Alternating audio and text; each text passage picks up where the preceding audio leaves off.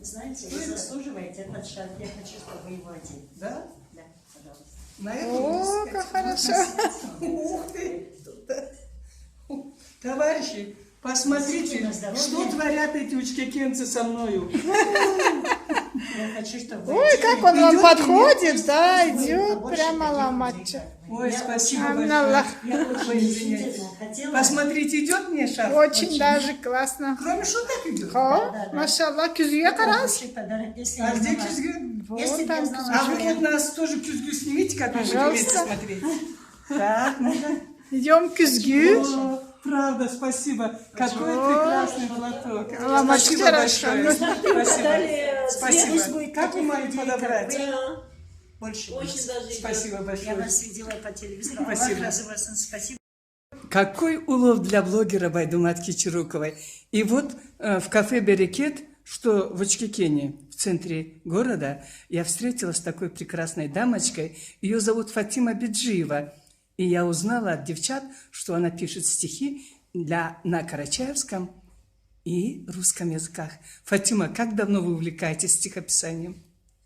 Ну, давно, но пишу недавно как. Я написала, потом сожгла. Теперь решила собирать. Собирать, да?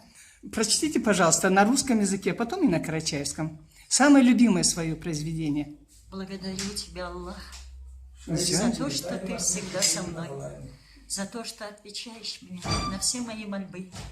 Не будь тебя со мной, Аллах, я бы давно сошла с ума. Прошу, не оставляй, Аллах, ни на кого, кроме себя. Как хорошо с тобой, Аллах, всегда везде ты будь со мной. Ты отвечаешь мне на все мои мольбы. Аллах, прошу, прости меня, приблизь меня к себе. Ты самый близкий мне, Аллах, во всех моих земных делах. Я уповаю на тебя, ведь самый справедливый ты, помощник мой во всех делах.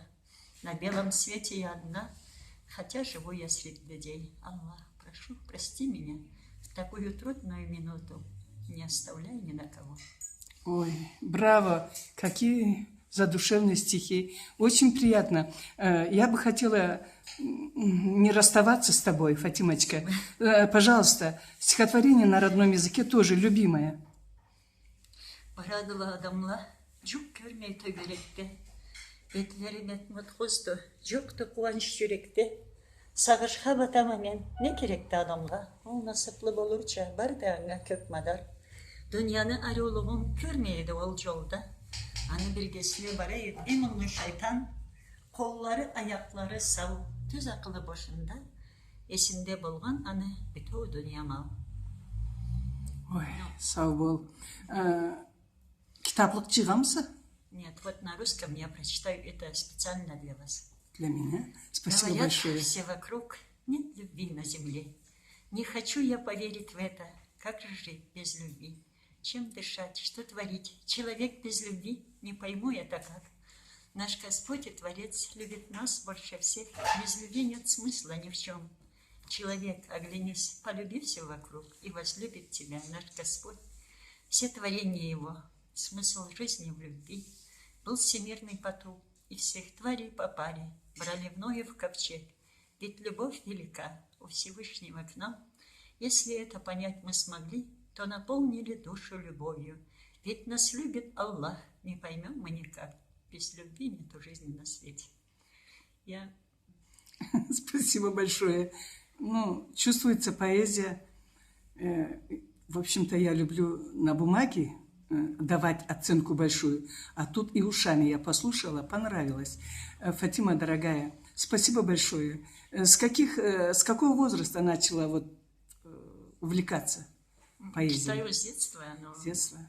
пишу про... Самое детство, у меня стихотворение «Снег, снег, кружится белая вся улица, Байдумат в окошечко плачет и любуется». Меня не пустили на улицу играть. Вот это где-то в 3 классе.